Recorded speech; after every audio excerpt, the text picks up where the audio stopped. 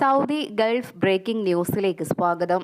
പ്രവാസ ലോകത്തെ വിവിധ വാർത്തകൾക്കായി ഈ ചാനൽ സബ്സ്ക്രൈബ് ചെയ്യൂ.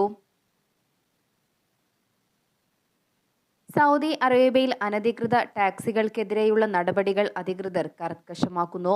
രാജ്യത്തെ വിമാനത്താവളത്തിലേക്കും തിരിച്ചും അനധികൃതമായി യാത്രക്കാരെ കയറ്റിയതിന് കഴിഞ്ഞ മാസം 1100 കേസുകൾ രജിസ്റ്റർ ചെയ്തതായി സൗദി ട്രാൻസ്പോർട്ട് അതോറിറ്റി അറിയിച്ചു. ആഭ്യന്തര മന്ത്രാലയത്തിന്റെയും രാജ്യത്തെ മറ്റ് സുരക്ഷാ ഏജൻസികളുടെയും സഹകരണത്തോടെ ട്രാൻസ്പോർട്ട് ജനറൽ അതോറിറ്റി നടത്തിയ വൻ പരിശോധനാ ക്യാമ്പയിനിനിടയിലാണ് ഈ നിയമലംഘനങ്ങൾ കണ്ടെത്തിയത്. ലൈസൻസില്ലാതെ പ്രവർത്തിക്കുന്ന ടാക്സികൾ തടയുക, യാത്രക്കാർക്ക് നൽകുന്ന സേവനങ്ങളുടെ നിലവാരം ഉയർത്തുക, സുരക്ഷിതവും വിശ്വസനീയവുമായ യാത്രാ അനുഭവം ഉറപ്പാക്കാൻ ലൈസൻസുള്ള ട്രാൻസ്പോർട്ടർമാരുടെ സേവനം മാത്രം ഉപയോഗപ്പെടുത്താൻ അവരെ പ്രോത്സാഹിപ്പിക്കുക എന്നിവയാണ് ക്യാമ്പയിനുകളുടെ ലക്ഷ്യമെന്ന് TGA അധികൃതർ അറിയിച്ചു. രാജ്യത്തെ ഗതാഗത നിയമങ്ങൾ പാലിക്കാൻ എല്ലാ ട്രാൻസ്പോർട്ടർമാരും തയ്യാറാകണമെന്നും ട്രാൻസ്പോർട്ട് അതോറിറ്റി അറിയിച്ചു. നിയമലംഘകരെ കണ്ടെത്തുന്നതിന് വരും ദിവസങ്ങളിൽ പരിശോധനാ ക്യാമ്പയിനുകൾ കൂടുതൽ ശക്തമാക്കുമെന്നും അധികൃതർ മുന്നറിയിപ്പ് നൽകി. UAEയിൽ ഒരു തൊഴിലാളിയുടെ വർക്ക് പെർമിറ്റ് റദ്ദാക്കുന്നതിനുള്ള നടപടിക്രമങ്ങൾ കൂടുതൽ ലളിതമാക്കുന്നു. നിലവിൽ 3 മിനിറ്റ് ആവശ്യമായി വരുന്ന വിസ ക്യാൻസലേഷന് ഇനി ആകെ 45 സെക്കൻഡ് മാത്രം മതിയാകും. നടപടിക്രമങ്ങൾ കൂടുതൽ ലളിതവും എളുപ്പമാക്കുക എന്ന ലക്ഷ്യത്തോടെ ആരംഭിച്ച വർക്ക് ബണ്ടിൽ പ്ലാറ്റ്ഫോമിന്റെ 2ാം ഘട്ടത്തിന് തുടക്കമായാണ് ഈ നടപടി. ഉപഭോക്താക്കൾക്ക് തടസ്സരഹിതമായ നടപടിക്രമങ്ങൾക്ക് സാഹചര്യമൊരുക്കുന്നതിന്റെ ഭാഗമായി എല്ലാവിധ ക്യാൻസലേഷൻ വിഭാഗങ്ങളും ഒരു ഏകീകൃത പ്ലാറ്റ്ഫോമിലേക്ക് മാറ്റിയാണ് ഇത് സാധ്യമാക്കിയതെന്ന് ഹ്യൂമൻ റിസോഴ്സസ് ആൻഡ് എമിറേറ്റൈസേഷൻ മന്ത്രാലയം അറിയിച്ചു. നേരത്തെ എംപ്ലോയ്മെന്റ് വിസ ക്യാൻസൽ ചെയ്യുന്നതിന് ജീവനക്കാരന്റെ പാസ്പോർട്ടിന് പുറമെ ഒറിജിനൽ എമിറേറ്റ്സ് ID, തൊഴിലുടമ ഒപ്പുവെച്ച അപേക്ഷ, തൊഴിൽ കരാറിന്റെ കോപ്പി തുടങ്ങിയ രേഖകൾ ആവശ്യമായിരുന്നു. എന്നാൽ നിലവിൽ ഇവയുടെ ആവശ്യമില്ല. അപേക്ഷിച്ച ഉടൻ തന്നെ ഓട്ടോമാറ്റിക്കായി ക്യാൻസലേഷൻ ലഭ്യമാകുമെന്നതാണ് ഇതിന്റെ മറ്റൊരു പ്രത്യേകത. കുവൈറ്റിൽ വാഹനാപകടത്തിൽ 7 ഇന്ത്യക്കാർ മരണപ്പെട്ടു. ഇവരിൽ 6 പേർ സംഭവസ്ഥലത്ത് തന്നെ വെച്ച് മരണപ്പെട്ടു. 3 പേർക്ക് പരിക്കേറ്റു. ഇതിൽ 2 പേർ മലയാളികളാണെന്നാണ് പുറത്തുവരുന്ന വിവരം. മരിച്ചവരും പരിക്കേറ്റവരും ഒരു കമ്പനിയിലെ തൊഴിലാളികളാണെന്നാണ് റിപ്പോർട്ട്. ജീവനക്കാർ സഞ്ചരിച്ച ബസ് അബ്ദുള്ള അൽ മുബാറക് പ്രദേശത്തിന് എതിർവശമുള്ള U-ടേൺ ബ്രിഡ്ജിൽ ഇടിച്ചാണ് അപകടമുണ്ടായതെന്നാണ് പ്രാദേശിക മാധ്യമങ്ങൾ റിപ്പോർട്ട് ചെയ്യുന്നത്. അപകടത്തിൽപ്പെട്ട വാഹനത്തിൽ 10 പേരാണ് ഉണ്ടായിരുന്നത്. സംഭവം അറിഞ്ഞ ഉടൻ സ്ഥലത്തെത്തിയ അടിയന്തര രക്ഷാപ്രവർത്തക സംഘം പരിക്കേറ്റവരെ രക്ഷപ്പെടുത്തി. അതേസമയം അപകടത്തിന്റെ കാരണം കണ്ടെത്താൻ അന്വേഷണം ആരംഭിച്ചിട്ടുണ്ട്. ടൂറിസം മേഖലയിൽ ശ്രദ്ധേയമായ കുതിച്ചുചാട്ടവുമായി ഒമാൻ. ജനുവരി മുതൽ ഏപ്രിൽ വരെ 1.5 ദശലക്ഷത്തിലധികം സന്ദർശകരാണ് ഒമാനിലെത്തിയത്. കഴിഞ്ഞ വർഷത്തെ ഈ കാലയളവുമായി താരതമ്യം ചെയ്യുമ്പോൾ 13% ഉയർച്ച ഉണ്ടായിട്ടുണ്ടെന്ന് പൈതൃക ടൂറിസം മന്ത്രാലയം പ്രസ്താവനയിൽ വ്യക്തമാക്കി. സഞ്ചാരികളുടെ വരവ് ഹോസ്പിറ്റാലിറ്റി മേഖലയിലും ഉണർവുണ്ടാക്കി. 3-5 സ്റ്റാർ ഹോട്ടലുകളിൽ താമസിക്കുന്ന അതിഥികളുടെ എണ്ണം ഈ വർഷം 14.9% വർദ്ധിച്ച് 7,68,000 ഉയർന്നു. ഈ വളർച്ച ടൂറിസം പ്രവാഹത്തിന് സഹായകമാകുന്ന അടിസ്ഥാന സൗകര്യങ്ങളുടെ വിപുലീകരണത്തിന്റെ ഭാഗം കൂടിയാണെന്നും അധികൃതർ കൂട്ടിച്ചേർത്തു.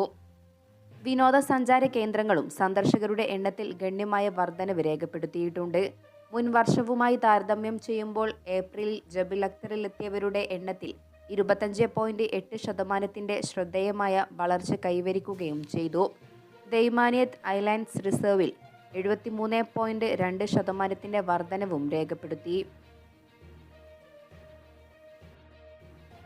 ഉച്ചവിശ്രമ നിയമലംഘനവുമായി ബന്ധപ്പെട്ട് മസ്കറ്റിൽ 49 കേസുകൾ റിപ്പോർട്ട് ചെയ്തതായി തൊഴിൽ മന്ത്രാലയം അറിയിച്ചു.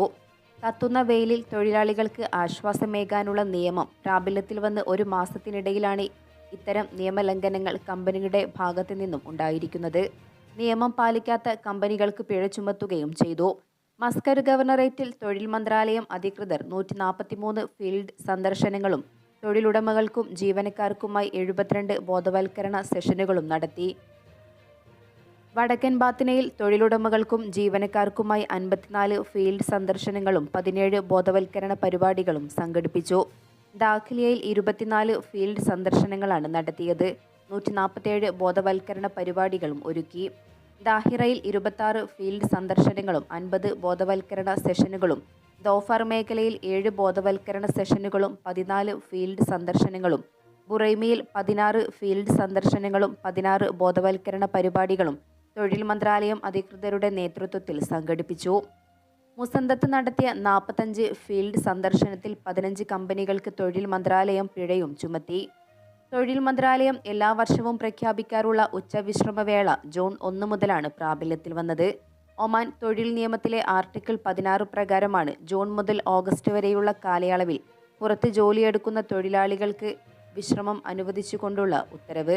ഇതുപ്രകാരം പുറത്ത് ജോലിയിലേർപ്പെട്ടിരിക്കുന്ന തൊഴിലാളികൾക്ക് ഉച്ചയ്ക്ക് 12:30 മുതൽ 3:30 വരെയുള്ള സമയങ്ങളിൽ വിശ്രമം നൽകാൻ കമ്പനിയും തൊഴിൽ സ്ഥാപനങ്ങളും ബാധ്യസ്ഥരാണ്. തൊഴിലാളികളുടെ ആരോഗ്യ, തൊഴിൽ സുരക്ഷയും മറ്റും പരിഗണിച്ചാണ് അധികൃതർ മധ്യാഹ്ന അവധി നൽകുന്നത്. ഉച്ചവിശ്രമം നടപ്പിലാക്കാൻ തൊഴിൽ സ്ഥാപനങ്ങളുടെയും കമ്പനികളുടെയും സഹകരണം ബന്ധപ്പെട്ടവർ നടത്തിയിട്ടുണ്ട്. അതേസമയം ഇത് ലംഘിക്കുന്നവർക്കെതിരെ നിയമ നടപടികൾ സ്വീകരിക്കുമെന്നും മുന്നറിയിപ്പ് നൽകി. 500 റിയാലിൽ കുറയാത്തതും 1000 റിയാലിൽ കൂടാത്തതുമായ പിഴയും ചുമത്തും. തൊഴിലാളികളുടെ സംരക്ഷണം ഉറപ്പാക്കുന്നതിനായി എല്ലാ നിർമ്മാണ, തുറസായ ജോലി സ്ഥലങ്ങളിലും ഉച്ചസമയത്ത് ജോലി നിർത്തിവെക്കേണ്ടതാണെന്നും അധികൃതർ അറിയിച്ചു. ഉച്ചസമയങ്ങളിൽ പ്രവർത്തിക്കുന്ന സ്ഥാപനങ്ങളിൽ ഏതെങ്കിലും തരത്തിലുള്ള ലംഘനങ്ങൾ കണ്ടെത്തിയാൽ തൊഴിൽ നിയമത്തിലെ ആർട്ടിക്കിൾ 118 വ്യവസ്ഥകളനുസരിച്ച് മന്ത്രാലയം നിയമ നടപടികൾ സ്വീകരിക്കും. നിയമം പാലിക്കുന്നുണ്ടോ എന്ന് ടാസ്ക് ഫോഴ്സ് നിരീക്ഷിക്കും. കേസ് ആവർത്തിക്കുന്ന സാഹചര്യത്തിൽ ജുഡീഷ്യൽ അധികാരികൾക്ക് കൈമാറും. നിയമം പാലിക്കാത്ത സ്ഥാപനങ്ങളെക്കുറിച്ച് ഫോൺ വഴിയോ മന്ത്രാലയത്തിന്റെ വെബ്സൈറ്റുകൾ വഴിയോ അറിയിക്കാവുന്നതാണെന്നും അധികൃതർ വ്യക്തമാക്കി. ഉച്ചവിശ്രമ നിയമം നടപ്പിലാക്കേണ്ടതിന്റെ ആവശ്യകതയിലൂന്നി കഴിഞ്ഞ ദിവസങ്ങളിൽ വിവിധ ഗവർണറേറ്റുകളിൽ തൊഴിൽ മന്ത്രാലയത്തിന്റെ നേതൃത്വത്തിൽ ബോധവൽക്കരണ ക്യാമ്പയിനുകൾ നടപ്പിലാക്കിയിരുന്നു. നിലവിൽ രാജ്യത്ത് പല സ്ഥലത്തും 50 ഡിഗ്രി സെൽഷ്യസിനടുത്താണ് താപനില രേഖപ്പെടുത്തുന്നത്. മസ്കറ്റ് ഗവർണറേറ്റിൽ കാറിന് തീപിടിച്ചു. സീബ് വിലായത്തിലാണ് സംഭവം. അതേസമയം ആർക്കും പരിക്കേറ്റിട്ടില്ല. Civil defence and ambulance authority അംഗങ്ങളെത്തി തീ നിയന്ത്രണ വിധേയമാക്കുകയായിരുന്നു. വാഹനങ്ങൾ ശരിയായി പരിപാലിക്കണമെന്നും അഗ്നിശമന ഉപകരണങ്ങൾ കരുതി വെക്കണമെന്നും അതോറിറ്റി പൊതുജനങ്ങളോട് അഭ്യർത്ഥിച്ചു. തെരുവ് കച്ചവടക്കാരെ സഹായിക്കാൻ ചെറുകിട ഇടത്തരം വ്യവസായ വികസന അതോറിറ്റി മസ്കറ്റ് മുനിസിപ്പാലിറ്റിയുമായി സഹകരിച്ച് പദ്ധതി നടപ്പിലാക്കും. ബോഷറിലെ അൽമഹ സ്ട്രീറ്റിൽ 15 ഔട്ട്ലെറ്റുകൾ തെരുവ് കച്ചവടക്കാർക്കായി നൽകും. ഭക്ഷണ വിൽപ്പന, കഫേകൾ, റെസ്റ്റോറൻറ്റുകൾ എന്നിവയ്ക്കാണ് ഔട്ട്ലെറ്റ് നൽകുക. വാണിജ്യ പ്രവർത്തനങ്ങൾ വർദ്ധിപ്പിക്കുക, ഉപഭോക്താക്കൾക്കുള്ള സേവന വാഗ്ദാനങ്ങൾ മെച്ചപ്പെടുത്തുക, തെരുവ് കച്ചവടക്കാർക്കും തൊഴിലന്വേഷകർക്കും പിന്തുണ നൽകുക എന്നിവയാണ് ഇതിലൂടെ ലക്ഷ്യമിടുന്നതെന്ന് ചെറുകിട ഇടത്തരം വ്യവസായ വികസന അതോറിറ്റി വ്യക്തമാക്കി. ചില മാനദണ്ഡങ്ങൾ പാലിക്കുന്നവർക്കായിരിക്കും ഇത്തരം ഔട്ട്ലെറ്റുകൾ നൽകുക.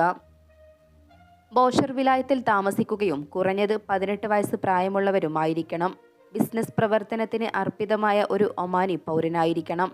സാധുവായ ഒരു ബിസിനസ് ലൈസൻസ് ഉണ്ടാവുകയും മറ്റേതെങ്കിലും വാണിജ്യ, പ്രൊഫഷണൽ അല്ലെങ്കിൽ കരകൗശല പ്രവർത്തനങ്ങൾക്ക് ലൈസൻസ് ഇല്ലാതിരിക്കുകയും ചെയ്യുന്നത് അധിക യോഗ്യതയായി കണക്കാക്കും.